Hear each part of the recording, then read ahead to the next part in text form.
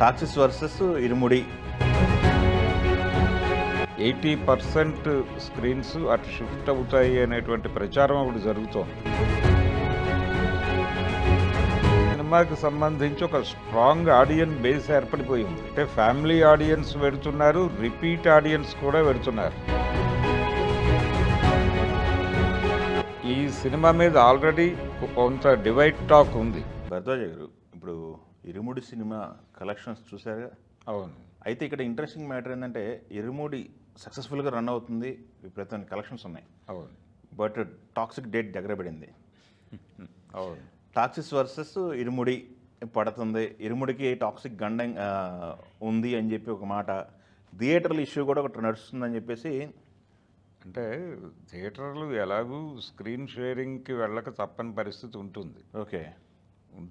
అయితే ఇక్కడ screen sharing అని మాట్లాడుతున్నారు, కానీ ఇప్పుడు షో షేరింగ్ అనే కార్యక్రమం నడుస్తుంది.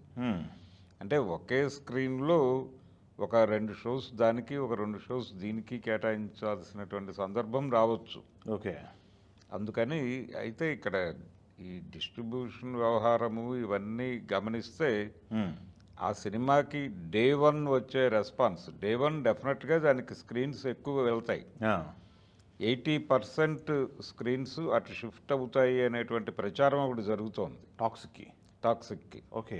ఇప్పుడు ఇరుముడికి కేటాయించిన స్క్రీన్స్లో 80% అమ్ము అటు షిఫ్ట్ అయ్యే ఛాన్స్ ఉంది అనేది కదా వినిపిస్తున్న మాట. ఓకే. జరగచ్చు కూడా. ఓకే. అంటే డే 1 అదేలేండి. డే 1 కంటే కూడా ఒక షోకి అయితే జరుగుతుంది. ఓకే. ఒక షో టోటల్గా అన్ని స్క్రీన్స్ అది ఆక్యుపై చేసేస్తుంది. చేసిన తర్వాత దాని మీద వచ్చేటువంటి రియాక్షన్ని బట్టి ఫర్దర్ ఏంటి అనేది డిసైడ్ అవుతుంది. ఓకే. అందుకని మార్నింగ్ షో పడే వరకే హడావిడి. పడిన తర్వాత అది ఎలా ఏ సెగ్మెంట్స్ని కనెక్ట్ చేసుకుంది అనేది అర్థమైపోతుంది. ఈ సినిమాకి సంబంధించి ఒక స్ట్రాంగ్ ఆడియన్స్ బేస్ ఏర్పడిపోయి ఉంది ఇరుముడికి. అంటే ఫ్యామిలీ ఆడియన్స్ పెడుతున్నారు, రిపీట్ ఆడియన్స్ కూడా పెడుతున్నారు. అందుకని ఇది మేజర్గా మల్టీప్లెక్స్ల కంటే కూడా సింగిల్ స్క్రీన్ నెట్వర్క్లో బలంగా ఉంది ఇరుముడి. ఓకే. ఉంది. మల్టీప్లెక్స్లో కూడా దీని ప్రభావం బలంగానే ఉంది. ఇది 300 దాకా వెళ్ళే అవకాశం కనిపిస్తోంది. ఓకే. ఏది ఇరుముడి ఫైనల్గా వాళ్ళ గమ్యం, వాళ్ళ టార్గెట్ 300 పెట్టుకోవడం పెద్ద ఇబ్బందికరం కాదు అండి. ఎందుకంటే అది 3 డేస్కే 70 దాటింది, 80 వరకు అంచనా. ఈ 80 అంచనాని కనుక రీచ్ అయిపోతే అది 3కి పుష్ అవటం అనేది పెద్ద కష్టమేం కాదు. అదేలేండి, 2-3 వారాలు లాంగ్ రన్ ఉంటుంది. రెండోది ఇక్కడ మనం డే 1 కలెక్షన్స్ గురించి చూస్తే అది మనశంకర్ వరప్రసాద్ గారుని క్రాస్ చేసింది అనేది ఒక చర్చ జరిగింది. ఓకే. అంటే అప్పుడు ఆ సినిమాకు ఉన్నటువంటి ఇబ్బంది ఏమిటి, సంక్రాంతిలో ఉంది అది. ఆ సంక్రాంతి సందర్భంగా స్క్రీన్ షేరింగ్ విపరీతంగా ఉండటం వలన దానికి దొరికిన స్క్రీన్ స్పేస్లో అది కలెక్ట్ చేసినటువంటి వసూళ్ళని ఇది క్రాస్ చేసింది. ఇది సోలో రిలీజ్. ఓకే. సోలో రిలీజ్కి ఉండేటువంటి అడ్వాంటేజ్ వీళ్ళు ఆల్రెడీ 4 డేస్ 5 డేస్ ఆ అడ్వాంటేజ్ నడిచిపోతుంది. టాక్సిక్ వచ్చిన రోజు మార్నింగ్ షో మాత్రం డెఫినెట్గా వీళ్ళు 80% త్యాగం చేయాల్సి రావచ్చు. ఆ త్యాగం నిలబడుతుందా లేదా అనేది ఇమ్మీడియట్ నెక్స్ట్ షోకే సీన్ అర్థమైపోతుంది. ఓకే. తగ్గుతాయి. ఆ తగ్గిన కొద్దీ దీనికి మళ్ళీ అడ్వాంటేజ్ పెరుగుతుంది. అందుకని అంటే టార్గెట్ ఎవరు, ఇప్పుడు ఆ యూత్ ఎక్కువ ఫోకస్డ్గా ఉంటారు టాక్సిక్కి. యూత్ కొంత తగ్గచ్చు దీనికి, ఇరుముడికి. కానీ వాళ్ళు తిరిగి వస్తారు. ఓకే. టాక్సిక్ హడావిడి అయిపోయిన తర్వాత తిరిగి ఇరుముడి వైపు వస్తారు.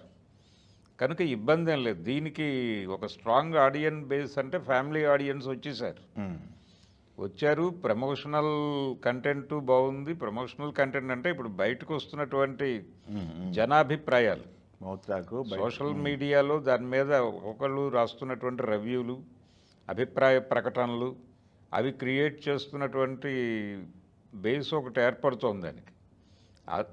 ఆ బలంతోనే 300 అనాల్సి వస్తుంది. 300కి వెళ్ళే పరిస్థితి డెఫినెట్గా కనిపిస్తోంది దానికి. ఈ సినిమా మీద ఆల్రెడీ కొంత డివైడ్ టాక్ ఉంది. టాక్సిక్ మీద. అవునా? అంటే డివైడ్ టాక్ అంటే ఆ సినిమాకి ఏ సర్టిఫికేట్ ఇచ్చారా ఈ గొడవ పక్కన పెట్టేస్తే వైలెన్స్ చాలా హై వోల్టేజ్లో ఉంటుంది. అవును, వైలెన్స్ ప్లస్ రొమాన్స్ రెండు హై వోల్టేజ్ వైలెన్సు, ఉంటాయి. రొమాన్సు, అలాగే మానవ సంబంధాలు, దీనికి సంబంధించిన డైలాగులు, ఆ డైలాగుల మీద రకరకాల చర్చలు సమాజంలో అన్నీ నడుస్తున్నాయి. అంటే కాంట్రవర్సీ కూడా సినిమాకు ఉపయోగపడుతుంది. అందుకని పానిక్ రియాక్షన్ ఉండే అవకాశం ఉంది డే 1. కానీ దాని మీద విమర్శలు కూడా అదే స్థాయిలో ఉన్నాయి కాబట్టి చెక్ చేసుకోవడానికి వెళ్ళిపోతారు.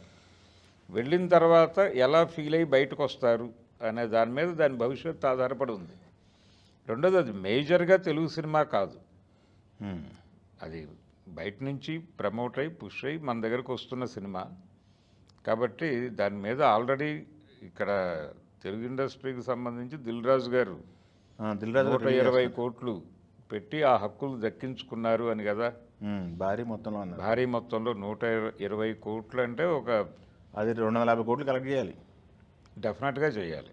అంటే ఇదేమో 300 టార్గెట్, 300 అని మనం అంటున్నాం కానీ యాక్చువల్గా 150 దాటినా వాళ్ళు అది అద్భుతమే అంటున్నారు. అది పెట్టింది తక్కువ, షేరింగ్ రవితేజ గారు షేరింగ్. అవును, అన్నీ షేర్ బేస్లో వెళ్ళినట్టున్నారు సినిమా. అంతే.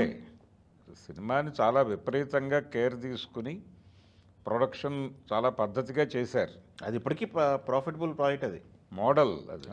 అది నిజానికి లోకల్ మార్కెట్లో పెద్ద సినిమాలు ఎలా చేయాలి అనడానికి సంబంధించి వాళ్ళు ఒక మోడల్ సెట్ చేశారు. అంతే. లొకేషన్ వైజ్ కూడా ఎక్కడా పెద్ద అవుట్డోర్లు పెట్టుకోలేదు, ఒక చోట కన్ఫైన్ అయ్యారు, అక్కడే ఫిక్స్ అయ్యి నడిపారు. సీలేరులో చేసామన్నారు. అదే సీలేరు వరకే ఫిక్స్ అయ్యారు, వాళ్ళు ఎక్కడికి బయటికి వెళ్ళే ప్రయత్నం చేయలే సినిమాలు. అందుకని చాలా కలిసి వచ్చింది వాళ్ళకి అనేక రకాలుగా. ఇది అలా కాదు, ఈ గొడవ వేరు, ఇది వేరే ప్రపంచమే. వేరే ప్రపంచం, హైయెస్ట్ బడ్జెట్. ఆ బడ్జెట్ వలన వాళ్ళకి ఆ 120 అనే ఫిగర్ వర్కౌట్ అవుతుంది. 120 ఈయనకి వర్కౌట్ అవుతుందా లేదా అన్నది ప్రశ్న. అదేలేండి, మన అంటే తెలుగు రాష్ట్రాల వరకు 250 కోట్లు కలెక్ట్ చేయాలి టాక్సిక్.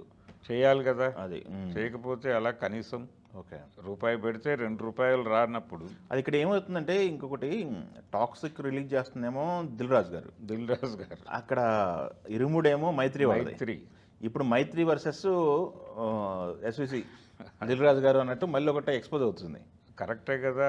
అంటే వీళ్ళు డిస్ట్రిబ్యూషన్లో ఉన్నారు, ఆయన ఆల్రెడీ డిస్ట్రిబ్యూషన్ నుంచి ప్రొడక్షన్లోకి వచ్చిన మనిషి. అవును, వాళ్ళు ప్రొడక్షన్ నుంచి డిస్ట్రిబ్యూషన్లోకి ఎక్స్పాండ్ అవుతున్నటువంటి కండిషన్. అవును.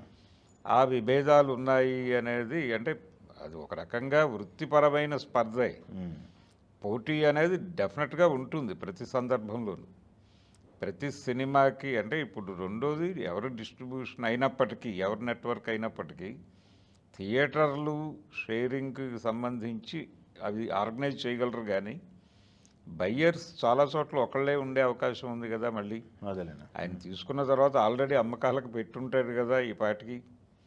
దాని మీద చాలామంది ఇన్వెస్ట్మెంట్, ఆయనకి కొంత రెవెన్యూ మొదలైపోయింది టాక్సిక్కి. ఆల్రెడీ అడ్వాన్స్లు ఇచ్చుంటారు, చాలా అడ్వాన్స్లు ఇచ్చేసి ఉంటారు కాబట్టి ఆయనకు వచ్చిన ప్రాబ్లం ఏం కాదు. కానీ థియేటర్లో సినిమా నిలబడితే ఇండస్ట్రీకి ఉపయోగం. ఓకే. అందుకని అది నిలబడాలి, ఇది నిలబడాలి. ఇది ఆల్రెడీ పుష్ చేసేసింది, ఇది 100కి రీచ్ అవుతోంది కాబట్టి నెమ్మదిగా ఇది 200 కలెక్ట్ చేసేస్తూ దీని కార్యక్రమం అయిపోతుంది. అది కూడా కలెక్ట్ చేస్తుంది. సినిమా అంటే జనాలు థియేటర్కి వెళ్ళటం అనేది మూమెంట్ ఉన్నప్పుడు ఏ సినిమా అయినా చూస్తారు. ఇప్పుడు థియేటర్లో సినిమాలు లేవని కదా ఫీల్ అవుతోంది జనాలు. అవునవును.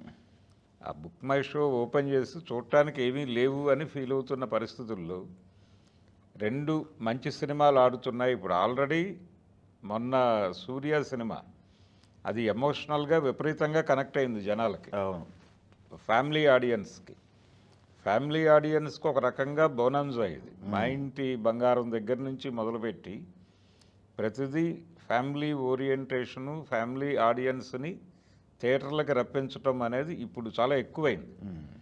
ఈ మూమెంట్ కొనసాగుతుంది. అందుకని ఇరుముడికి టాక్సిక్కి పెద్ద ఇబ్బంది ఏమీ లేదు. ఓకే. కాకపోతే అది మార్నింగ్ షోకి ఎక్కువ షేరింగ్ పెడుతుంది. టాక్ పికప్ అయితే అప్పుడు పరిస్థితి ఏంటనేది ఆలోచించాలి. ఓకే. లేదు అనుకుంటే దాని పద్ధతిలో అది, దీని పద్ధతిలో ఇది మూవ్ ఆన్ అయిపోతాయి. ఓకే.